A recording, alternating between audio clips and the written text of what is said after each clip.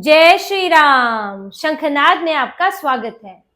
पश्चिम बंगाल में टीएमसी पर रोज नए नए वज्रपात हो रहे हैं और ममता बनर्जी सिर्फ चुनाव आयोग को कोस कर रह जा रही है। अपनी कुर्सी बचाना उनके लिए मुश्किल हो रहा है। चुनाव आयोग का हर नियम उन्हें बुरा लग रहा है, चाहे वो नियम एसआईआर को बेहतर करने के लिए हो, चुनाव को बेहतर करने के लिए हो, लेकिन ममता बनर्जी को पक्षपात नजर आता है। एक नियम अभी ऐसा ही चुनाव आयोग ने बनाया है जिस पर कल्याण बनर्जी, ममता बनर्जी, इनके सभी नेता भभक गए हैं। इनकी परेशानी का कारण एक तो एसआईआर है, दूसरा सुप्रीम कोर्ट में इनके बड़े बड़े वकील धराशायी हो रहे हैं। इनके कपिल सिब्बल, प्रशांत भूषण सुप्रीम कोर्ट में ये मामला लेकर गए हुए हैं, लेकिन वहां इनको खाली हाथ वापस लौटना पड़ रहा है। और ऊपर से इस बार जज इनसे ऐसे ऐसे सवाल पूछ रहे हैं कि इनके लिए जवाब देना मुश्किल हो रहा है। अभी हाल ही में सुनवाई हुई थी सुप्रीम कोर्ट में और इस बार बड़े कड़े सवाल इनसे पूछे गए हैं। इन दोनों चीजों पर बात करते हैं कि कैसे चुनाव आयोग और सुप्रीम कोर्ट में ममता बनर्जी जो है अब फंस कर रह गई है।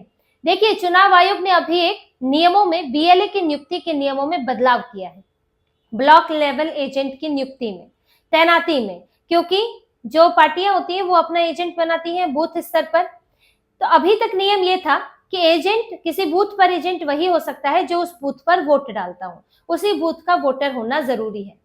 लेकिन अब चुनाव आयोग ने कुछ बदलाव किया है और नियम ये बनाया है कि अब उस बूथ का वोटर होना जरूरी नहीं है, वो उस विधानसभा क्षेत्र का वोटर होना चाहिए। अगर उस विधानसभा क्षेत्र का वोटर है तो वो किसी भी बूथ पर एजेंट बनाया जा सकता है।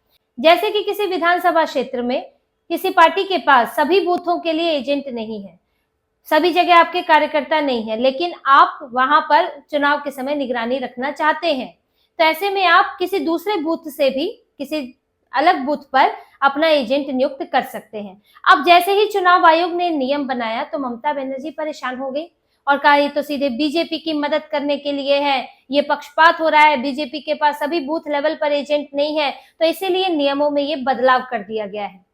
अब वैसे तो चुनाव आयोग ने ये तो नहीं कहा है कि बीजेपी के लिए ही नियमों में ढील की गई है, बीजेपी के लिए ही हमने बीएलए के नियम बदले हैं, ऐसा तो कहा नहीं है कि सिर्फ बीजेपी कर सकती है।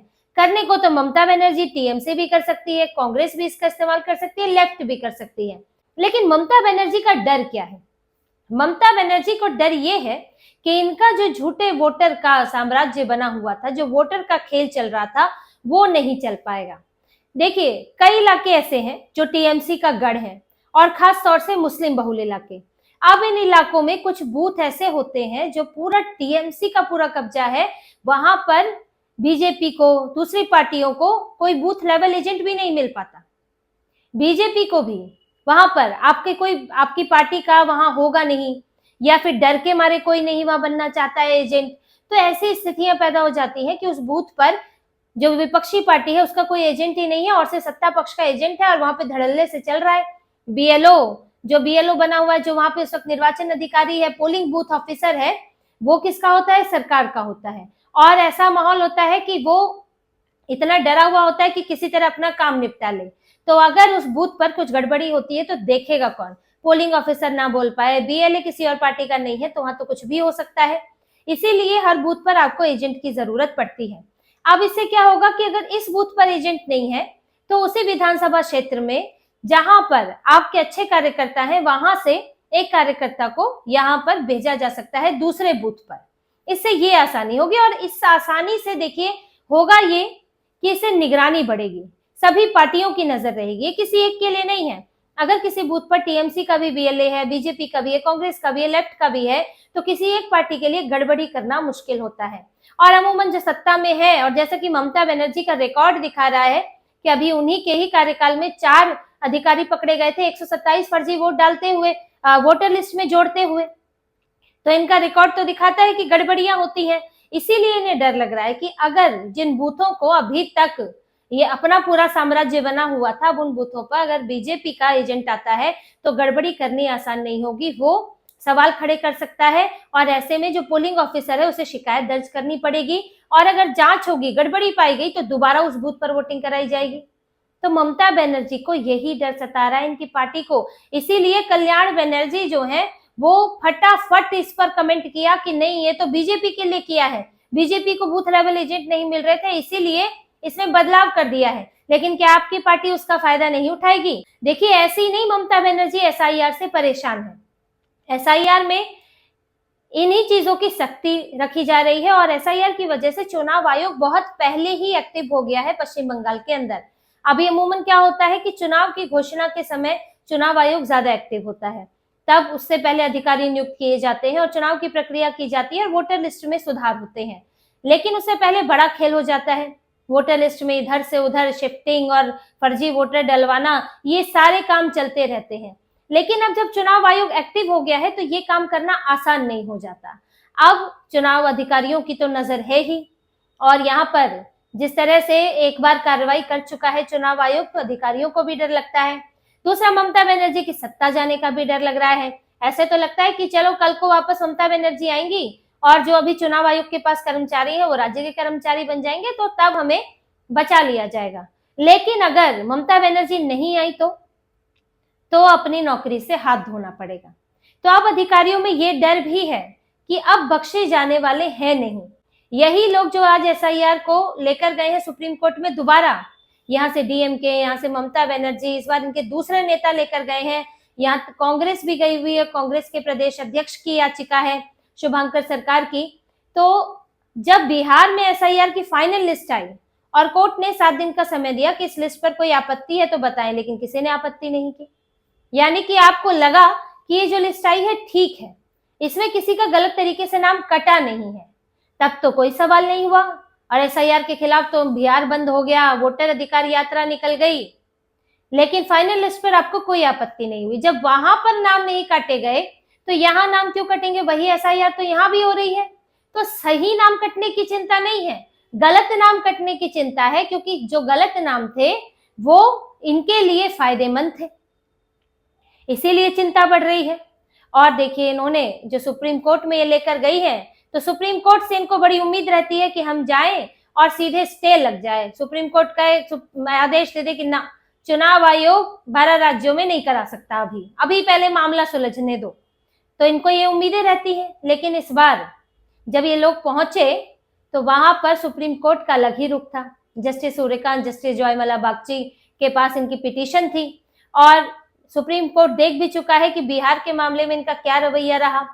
इन्होंने बहुत सारे हंगामे तो किए, लेकिन फाइनल रिजल्ट आने पर इन्होंने चुप्पी साध ली और सब कुछ ठीक तरह से हो गया। और बिहार में जो है बम्पर वोटिंग भी हुई है इस बार, और उसकी वजह एसआईआर भी है, क्योंकि फर्जी वोट, खाली वोट हट गए हैं, जिसकी वजह से वही वोट है जो कि वहां पर वोट देने वाले लोग मौजूद हैं। अब कुछ परसेंटेज तो होता ही है जो है नहीं, जो दे नहीं पाया, किन्हीं वजहों से नहीं दे पाया, लेकिन जो वोटर लिस्ट से शुद्धि हो गई तो परसेंटेज बढ़ गया, वोटिंग का परसेंटेज।